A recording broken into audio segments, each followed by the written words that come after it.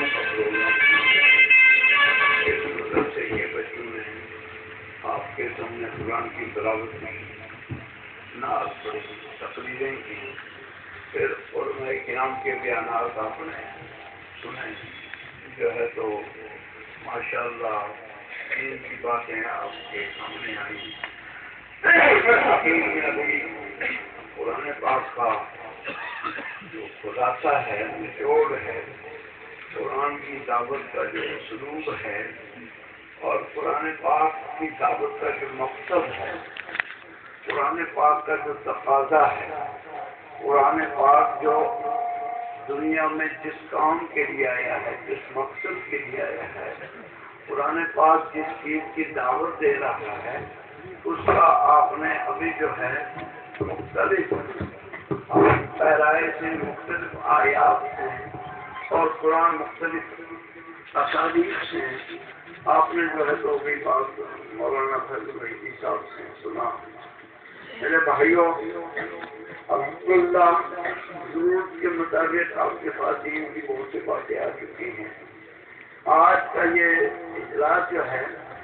بچوں کی دستار بندی کا تھا، قرآن پاک جن بچوں نے حفظ کیا ہے اس کا تھا۔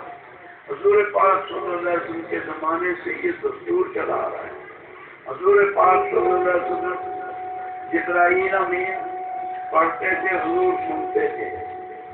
اور حضور پڑھتے تھے، جبرائیل امین سنتے تھے۔ پھر حضور پاک صلی اللہ علیہ وسلم پڑھتے تھے تو صحابہ کرام سنتے تھے، صحابہ کرام پڑھتے تھے تو حضور پاک صلی اللہ علیہ وسلم سنتے تھے۔ حضور پاک صلی اللہ علیہ وسلم صحابہ کرام کو قرآن پاک ختم کراتے تھے۔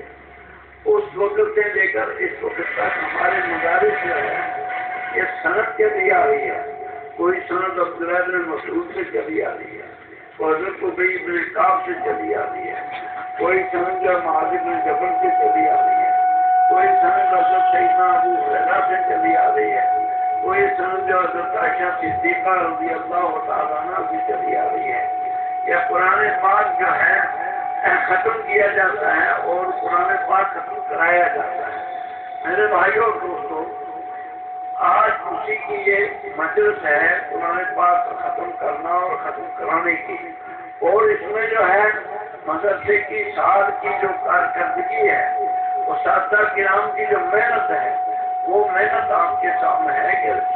ایک سال میں مدرسے نے کیا کر کے دکھایا۔ آپ نے مدرسے کو دیا،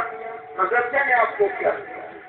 آپ نے مدرسے کی خدمت کی، مدرسے نے آپ کی خدمت کی کیسے کی، مدرسے نے آپ کو کیا دیا۔ یہ جتنے مدارس ہیں، یہی مدرسہ نہیں ہے بلکہ جتنے مدارس بڑے صغیر میں، تمام مدارس میں سال میں ایک مرتبہ جلسہ ہوتا ہے کہ جس میں پوری سال کی کارکردگی دکھا دی جاتی ہے کہ سال میں مدرسے نے کیا کام کیا، بچوں کو کیسے پڑھایا، بچوں نے کیا پڑھا۔ آپ کے سامنے چھوٹے چھوٹے بچوں نے کس طریقے سے ہاتھ پڑھی، کس طریقے سے انہوں نے تقریریں کی، کس طریقے سے بچوں کا پروگرام ہوا۔ پھر اخیر میں آپ کے سامنے جب ختم قرآن ہوا، ہر بچے نے جو ہے تو کہاں کہاں سے کون کون سے آیت پڑھی اور کس طریقے سے وہ آیات پڑھی، کتنا قرآن شریف ان کو یاد ہے، آپ نے دیکھ لیا۔ ان بچوں کو پھر مدرسے کی طرف سے حوصلہ افزائی کی، ان کو انعام دیا گیا، مدرسے کی طرف سے قرآن پاک دیا گیا، کتابیں دی گئیں، کچھ جو ہے اللہ کے مقبول بندوں نے ان کو جو نقدی انعام دیا۔ آئندہ بھی انشاءاللہ ان کو انعام ملتا رہے گا جیسے جیسے وہ تعلیم میں آگے بڑھتے رہیں گے۔ جو بچے جہاں موجود ہیں وہ بچے جنہوں نے حفظ کیا ہے، اب ان کا مرحلہ اب آیا ہے علم کا۔ اب تو انہوں نے قرآن پاک حفظ کیا ہے، اب ان کے قرآن سمجھنے کا وقت ہے۔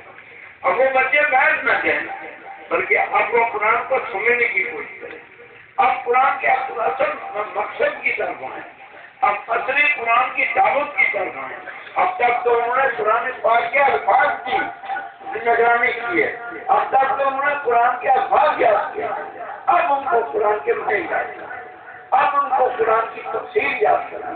اب ان کو احادیث پڑھنی ہے، اب ان کو ان کی سنتیں یاد کرنی ہے، اب ان کو وہ علوم یاد کرنے ہیں کہ جن جو علوم قرآن کے لیے ضروری ہے، جو علوم حدیث کے لیے ضروری ہے،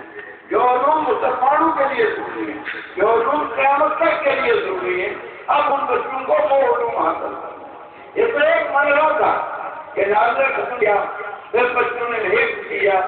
اس کے سٹریس کو ختم کر کے آپ ان کی دستار بندی ہوگی، لیکن اصلی دستار بندی ان کی بات نہیں ہے۔ اصلی دستار جو ہے انما یخشی اللہ من عبادہ العلماء، اللہ تعالیٰ قرآن پاک میں فرماتا ہے کہ اللہ کے بندوں میں سے سب سے زیادہ ڈرنے والے جو ہیں وہ علماء کرام ہیں۔ اللہ تعالیٰ علم کو، اللہ تعالیٰ علماء کو، اللہ تعالیٰ کی منشا یہ ہے دنیا میں علماء پیدا ہے، اور قرآن کی منشا یہ ہے کہ علماء پیدا ہے، نبی پاک کی منشا یہ ہے کہ دنیا میں علماء پیدا ہے، علم کے جاننے والے پیدا ہیں،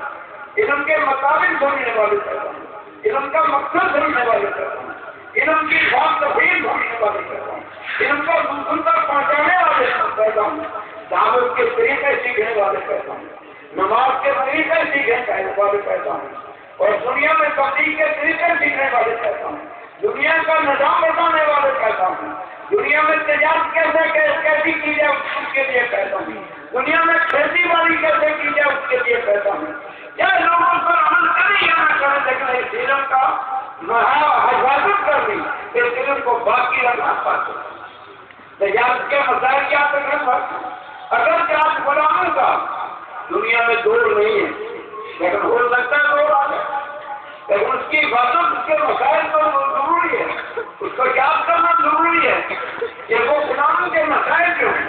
جو قرآن پاک میں باندھی کے مسائل ہیں، ان کی جو ہے چھٹکارے کے مسائل ہیں، ان کے جو ہے تو آزاد کرنے کے مسائل ہیں، ان کے جو ہے تو کفارنے کا مسائل ہیں، ان کے جو ہے تو باندھیوں کا مسئلہ ہے، ان کے نکاح کے مسائل ہیں، وہ مسائل تو سنتی ہیں، ان مسائل کو تو یاد کرنا ہے، ان مسائل کو باقی رکھنا ہے، اس لیے کہ قرآن میں وہ مسائل ہیں، اس لیے کہ حدیث میں وہ مسائل ہیں، اس لیے کہ فقہ میں وہ مسائل ہیں۔ تو قرآن پاک کے جتنے بھی علوم ہیں وہ علوم تب باقی رہ سکیں گے کہ جب قرآن پاک پر محنت ہو، جب قرآن پاک کا ترجمہ پڑھا جائے، جب قرآن پاک کی تفسیر پڑھی جائے گی، جب قرآن پاک کے مطالب سمجھے جائیں گے، تو جب قرآن پاک کی طاقت اور وضاحت کو سمجھا جائے گا، تو یہ سارے کے سارے علوم ہیں، یہ مسلمانوں کے لیے سیکھنے ضروری ہیں۔ ان میں سے خاص کر چند طبقات جو ہیں جو قیاس کو باقی رکھ سکیں، چند طبقات جو ہیں جو تفسیر کو باقی رکھ سکیں، چند طبقات جو ہیں جو کتاب کو باقی رکھ سکیں، چند طبقات جو ہیں جو تو حدیث کو باقی رکھ سکیں، اسماء رجال کو باقی رکھ سکیں، ان کے جو تو ان کی کتابوں کی تصویر کر سکیں، ان کتابوں کی پہلے حفاظت کر سکیں، اور اس کے لیے لائبریریاں قائم کر سکیں، اس کے لیے انسان کی فلاح اور بہبودی کے لیے اس کے سارے نظام کو قائم کریں۔ پھر اس کے بعد جو اس کا خلاصہ ہے، پھر ایسے لوگ کہتا ہوں جو قرآن پاک کی مدد کو سمجھ کر اس کرنے کی